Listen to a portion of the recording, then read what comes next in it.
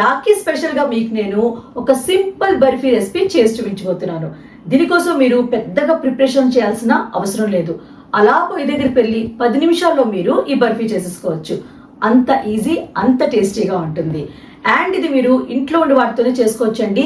దీనికోసం మార్కెట్కి వెళ్ళి ఏవి తెచ్చుకోక్కర్లేదు. సో అది ఎలాగో ఏంటో వీడియోలోకి చూసేద్దామా? పదండి. ముందుగా శనగపిండి తీసుకోవాలండి. శనగపిండిని జల్లించుకొని తీసుకోవాలన్నమాట. అప్పుడే బర్ఫీ అనేది సాఫ్ట్ గా వస్తుంది. నేను శనగపిండి 2 కప్పులతో తీసుకున్నానండి. జల్లించే తీసుకున్నాను అనమాట. ఆ వీడియో అయితే చూపించట్లేదు, ఇది జల్లించింది అనమాట పిండి. ఇప్పుడు ఒక ప్యాన్ అయినా కడాయి అయినా తీసుకోవాలి. అందులోని 1/2 కప్పు నెయ్యి వేసుకోవాలి. 2 కప్పుల శనగపిండికి 1/2 కప్పు నెయ్యి అనేది పర్ఫెక్ట్ గా సరిపోతుంది. నెయ్యిని బాగా మెల్ట్ చేసుకోవాలి.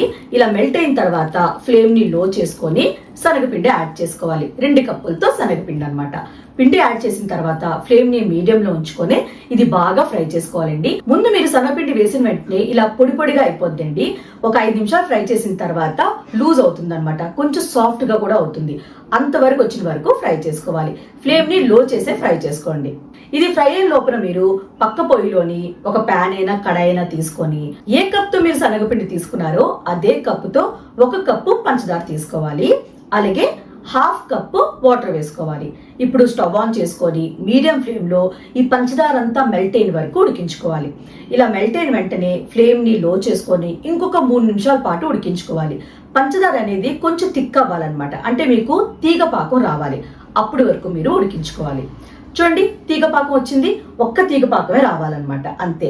ఇలా తీగపాకం వచ్చిన తర్వాత ఇందులోని ఫుడ్ కలర్ యాడ్ చేసుకోవాలి. ఇది ఆప్షనల్ అండి, మీకు నచ్చితే యాడ్ చేయండి, లేకపోతే స్కిప్ చేయొచ్చు.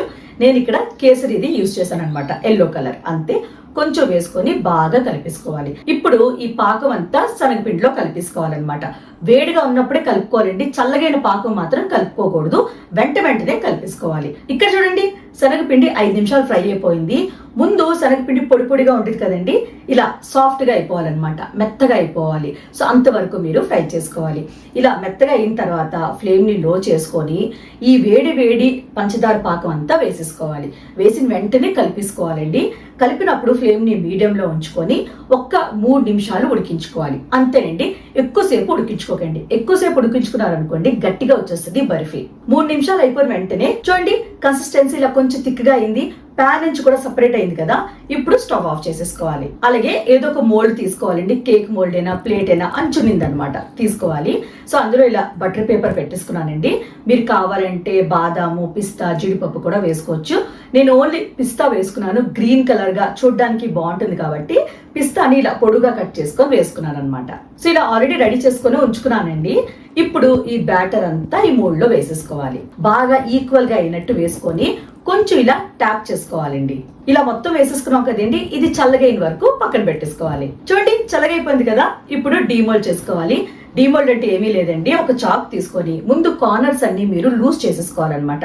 ఇలా గట్టిగా పట్టు ఉంటుంది కదండి, అందుకే లూజ్ చేసిన తర్వాత ఒక ప్లేట్ తీసుకొని ప్లేట్ పైన ఇలా పెట్టేసుకోండి, టర్న్ చేసేసుకోండి, అంతే అనమాట. జస్ట్ ఇలా పైన కొట్టారనుకోండి ఈజీగా వచ్చేస్తుంది. చూడండి, వచ్చేసింది. ఇప్పుడు ఈ బటర్ పేపర్ అంతా తీసుకొని మీకు నచ్చిన షేప్ లో మీరు కట్ చేసుకోవచ్చు. ముందు నేను రెక్టాంగిల్ షేప్ లో కట్ చేసుకున్నానండి, తర్వాత స్క్వేర్ షేప్ లో కూడా కట్ చేసుకున్నాను అనమాట. మీకు నచ్చిన షేప్. రెక్టాంగిల్ షేప్ ఏంటంటే చూడడానికి కూడా బాగుంటుందండి, పొడవుగా ఉంటుంది కాబట్టి మీకు నచ్చిన షేప్ లో మీరు కట్ చేసేసుకోవచ్చు. చూడండి, ఎంత ఈజీగా ఉంది కదా.